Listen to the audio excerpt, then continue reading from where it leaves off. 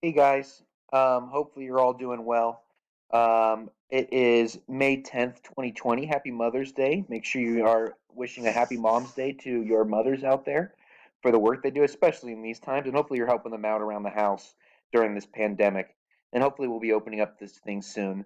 I miss all you guys, but we are rolling. And today we got a big week ahead of us here. We're talking about keystone species and how important they are. And it is a special one for me because it shows how just everything is connected in this world. And even though it doesn't seem like it, especially now as we're home alone with, stuck in our houses, we are all connected. And this virus has proven that, how this virus has connected a whole globe by going around and infecting everybody throughout the whole world. And you're going to see how important a keystone species is because what a keystone species is kind of like the glue to the ecosystem. So what they do is they keep an ecosystem together. And one of the great examples I'm going to tell you is about the sea otter. It's a very common example, but it's a good example. Sea otters are in the Pacific coast, and you may recognize them because they lay on their backs. They're like little tiny bears, is what they look like. They're the cutest thing. But they are also a keystone species because out in the Pacific coast there, they have long strings of kelp. Kelp is a fancy name for seaweed. And within that seaweed, there's all types of fish and all types of different organisms there. Okay. But what was happening was the sea urchins, and sea urchins are these spiny purple guys, were eating all the kelp. And if you know anything about sea urchins, they're tough to eat. A fish cannot eat them. They got poisonous tentacles, they're like spiny. But the sea otter has a special ability to eat these urchins. So they keep the sea urchin population at bay.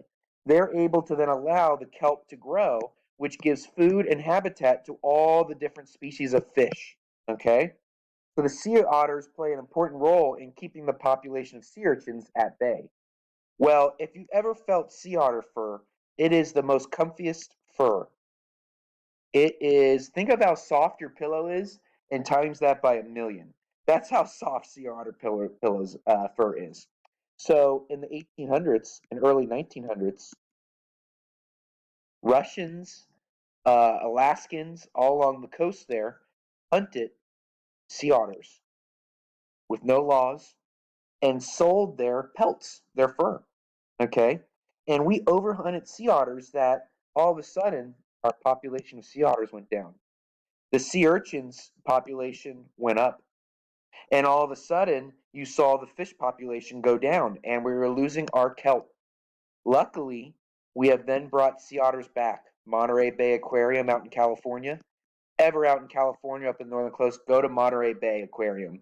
It is beautiful. You can see the sea otters there in their natural habitat. And they have come back, which has helped us get this ecosystem back. So the sea otter, the keystone species. There's other ones too. Bears, wolves, a lot of your top predators help keep the population at bay. Think of the Yellowstone wolf. The Yellowstone wolf helped keep the deer of elk population at bay. So the elk didn't eat all the plants and trees, which then allowed the plants and trees to grow, which kept the rivers intact because plants can soak up water. So it's all connected.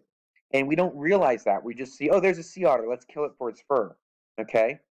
There are two things you have to do this week. Kind of a lot, but you can get it done. Big week. Keystone species, Google Earth. There is an assignment. You're going to go on Google Earth off Chrome. So you're going to go to your Chrome browser, like so, and you're going to type in Google Earth. And then click Google Earth. And then you want to launch the Earth. Okay? It will launch. You see a beautiful picture of our Earth's atmosphere there. And then you're going to type in what organisms are in the worksheet. You're going to look at all different types of keystone species that are there. Okay? And this takes a while to load. Give it a few seconds. And then you want to search.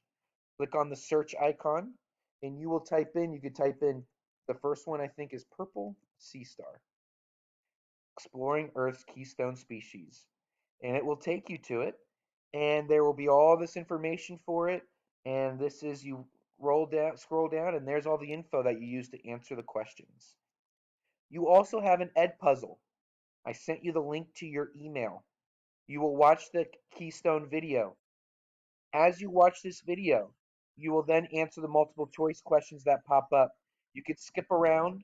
You can add closed captioning if you want. It's all there for you, okay? So get lost in your Keystone species. I'm available from 11 to 12 if you need help on anything. I'm there for you. So the other one is the Ed puzzle. Those are the two things, guys. Get it done. Don't wait till Thursday night. Don't wait till Friday morning. Take care of business this week, okay? We're working, we're getting close to summer, all right? And I got to thank you guys for adapting to this online learning, this crazy, crazy world that we live in that we don't have much control over. We just take as what gives us and we learn and we adapt, okay? Just like these animals in this ecosystem are doing. Take care, guys. I'm out for now. Mr. Adamucci, signing off.